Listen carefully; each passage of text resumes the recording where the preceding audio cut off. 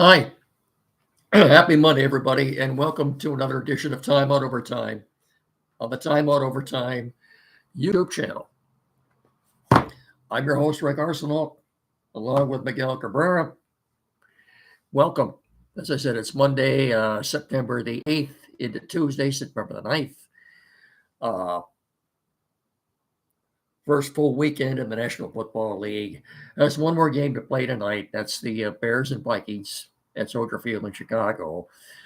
We will mostly focus on what transpired yesterday at Lambeau Field. And let's face it, let's face facts here. It's pretty hard to put a good spin on this.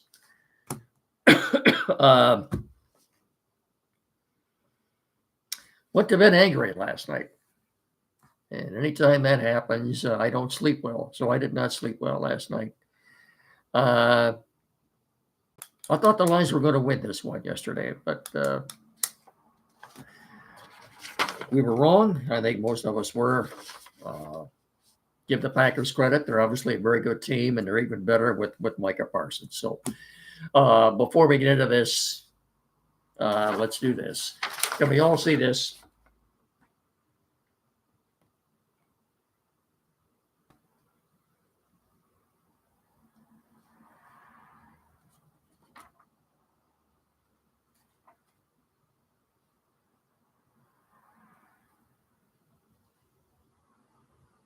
Okay. A week from Saturday, Frank Beck 10th annual First Responders Tribute Golf Scramble. Saturday, September 20th, White Oaks Golf Course. All proceeds go to Hillsdale Fire Department Station number 3.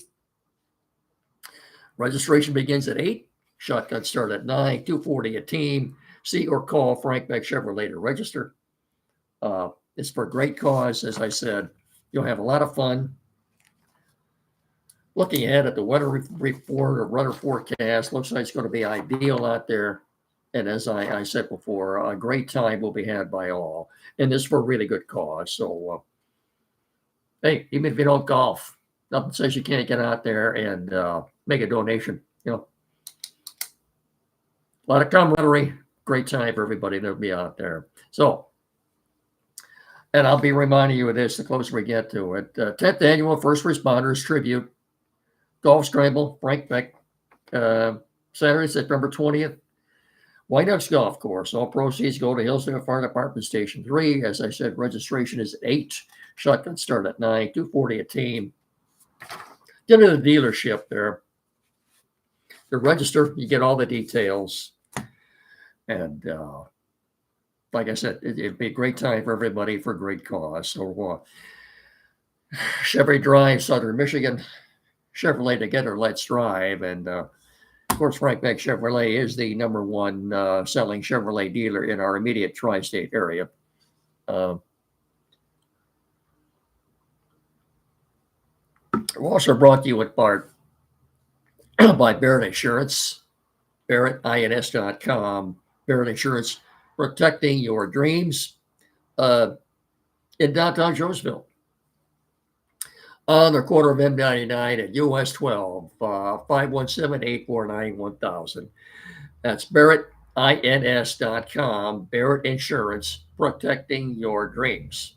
517-849-1000 in downtown Jonesville on M99 at US 12. That's BarrettINS.com, protecting your dreams. Where to start on this thing yesterday, or this fiasco, if you want to call it that. No, right from the opening drive, I suppose. The Lions did win the toss, deferred to the second half. So they kicked off. They had the Packers on 3 consecutive series. They had them 3rd and long. Well, they converted all 3. There was no pressure at all on Jordan Love. Receivers didn't have too much trouble getting open. So, hey, they went right down the field, scored. First time they had the ball. And of course, then the Lions immediately went 3 and out. And this didn't look like the same offense we've been watching the last couple of years. Now, before we get into who's culpable for this, it's only one game. I will remind you that looking back to last year and the opening game at home against the Rams, it went to overtime and the Lions won in overtime. If they hadn't won the coin toss last year in that game, they might have started 0-2. Okay. That's one thing. Lions couldn't run the ball yesterday. Offensive line. Let's look at that. 10 new coaches, 2 new coordinators, a revamped offensive line. Look, even Taylor Decker and Penei Sewell had bad games yesterday. They looked confused. They looked like they were, pardon me,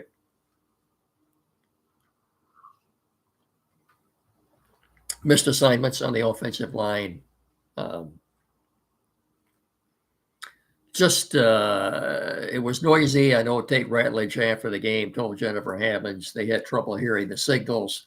The closer they got to the end zone when they were in the red zone. I don't know. And as I said a week or two ago, right after the final preseason game, and the Lions said to get down to 53 men. That's when Dan Campbell said, "This is probably the best roster I've had since I've been here." Yeah. Didn't look that way yesterday, Dan. I don't. Again, give the Packers credit. They're obviously a good team. They're the favorites to win the division. A lot of people now have made them the favorites to even win the Super Bowl. Well, I don't know about that. After seeing Buffalo last night, Bills looked, that game last night is another thing. We'll get into that maybe a little later on if we have time. But if you turned it off when the Ravens were at 42-25, woke up this morning only to find out that the Bills won 41-40 on the strength of one Josh Allen, who to me is the MVP and best player in the league. I think he proved that last night. He didn't have any more to prove to me. As good as the Ravens defense is, that was proof last night that there is no defense against a quarterback like Josh Allen. There just isn't. So very entertaining game, but a lot of good teams started 0-1 over the weekend, including the Lions and the Ravens and the Chiefs. It's only one game. I'm not going to get all bent out of shape. I think that Dan Campbell, after the game, said everything that went wrong was correctable. Missed assignments mainly, I think, was what cost them on that offensive line. They couldn't run the ball at all. Goff was sacked 4 times, but those all came in the second half. After they got behind and they had to pass instead of run. So it's pretty easy for a coordinator to call plays in a situation like that. Just pin your ears back and get after the quarterback. Lions against the Bears. Again, this coming Sunday are 4.5-point favorites. Las Vegas is probably seeing the same thing that I have. Bears haven't played yet. We'll see how the Bears look tonight. Folks, the Lions haven't lost consecutive games in 35 months. You got to go back to October of 22. That's when they started out 1-6. They fired their secondary coach, Aubrey Pleasant. Aaron Glenn said, "That's it. I'm taking over the coaching the secondary." They finished 8-2, 9-8. Should have made the playoffs that year, but didn't. So that's probably why they're 4.5-point favorites. That could change after tonight's game. It could either go up or go down, depending on what happens or transpires. That's on at 8:15 on ABC tonight. Remember one thing, too. The Packers now have to turn right around and play a game Thursday night, albeit it is at home against the Commanders. Should be an interesting game. Right now, I think the Packers are 2.5-point favorites in that game. I don't bet, but if I was, I think I'd take the Commanders in the points in that game. I do. Deebo Samuel looked pretty good for the Commanders yesterday. They didn't have much of a problem with the Giants. Giants don't have any offense. They just don't. They don't have an offensive line. Defensively, I think they'll be okay, but getting back to the Lions, second half, I think defensively they were much better in the second half. Green Bay had a total yards in the second half, 93 yards. Packers in the second half, 93 yards. Some of these stats look like the Lions had 246 total yards. That's what the Goff had 200 yards passing, and they had 46 yards rushing. The combination from Montgomery and Gibbs. Green Bay, 361 total yards. They only had 70 yards rushing, folks. That was it. I thought the Lions did a pretty good job defending Josh Jacobs in the game yesterday. But no pass rush. Aiden Hutchinson looked rusty. He looked like he was coming off a broken leg and hadn't played in almost a year. I'll get into these PFF grades momentarily. That's why I came out a little later tonight. I wanted to wait until these Pro Football Focus grades from yesterday came out to pass them along to you. I find them a little interesting. Look, I think the Lions will play a lot better on Sunday. They'll be at home. It's their home opener. The crowd will be behind them. And I think they will win. I think they will beat the Bears. Okay. I don't have a final score for you. Again, they're 4.5-point favorites right now. That could change after the Bears play tonight. But look, before we get into these grades from yesterday, from the game, let's do this. As you know, we wouldn't be doing this show without the help of Quality PC in downtown Hillsdale. Any tech service needs it all. This is the only place to go. 37 Walton Street, directly across the street from Fat Jack's Automotive, about 100 feet west of Howell. 517-610-5372. Anything at all. This is the only place around here to go for tech service. Computers, new or used, flat screen TV, mounting, programming, setup. Maybe you're changing internet providers. You need to install printers, new or used, anything at all. Get in there and see them. 37 Walton Street, downtown Hillsdale. Tim Lindley and his staff are more than capable of resolving any technical issues you have at all. We are so thankful to have them in our area. This is the only place to go. Quality PC, downtown Hillsdale. 517-610-5372, 37 Walton Street. Get in there, and when you do, tell them me making sense, will you? Thank you very much. So let's quickly get into these grades for Pro Football Focus. Let's look at the offense first. The highest grades on offense. Benet Sewell, 70.8. Sam Laporta, 70.6. Amon-Ra St. Brown, 69.8. David Montgomery, 67.8. And Jahmyr Gibbs, 62.6. They're not blaming Gibbs and Montgomery for their low production. They know what's going on. They know it's that offensive line. By the way, Jahmyr Gibbs caught 10 passes yesterday for 31 yards. That is the lowest yardage total for that many passes in NFL history. I guess Adam Schefter was quick to point that out this morning. Lowest grades for the Lions offense, Graham Glasgow, it's not surprising, 43.6. Jared Goff, 45.5. Brock Wright, 50.5. Jameson Williams, 53.7. And Christian Mahogany, 54.4. Nothing surprises me there. I know. By the way, Graham Glasgow. If I were Dan Campbell and John Morton, I think of if this continues this week, even though he hasn't played center much, pardon me, I would slide Tate Ratledge over to center. I'd stick Coyote Iwasika in at right guard and tell Graham Glasgow to have a seat on the bench. We'll see. That's what I would do anyway. Glasgow looks like his best days are behind him. He just look. The whole line was culpable yesterday, and the signals.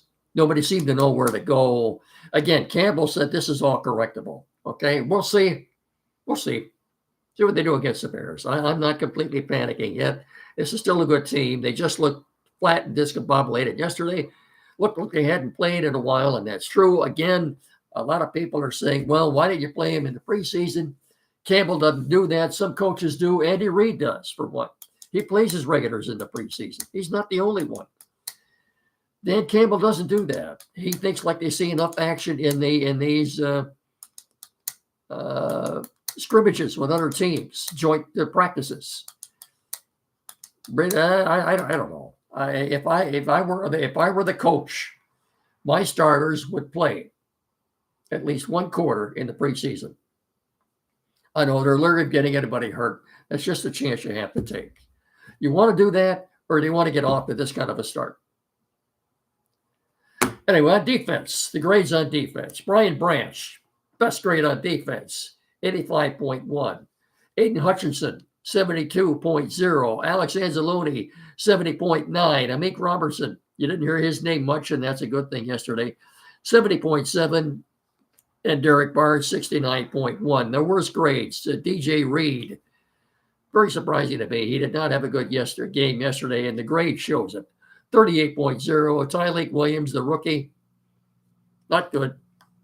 48.7. DJ Reader, the aging veteran, 50.8.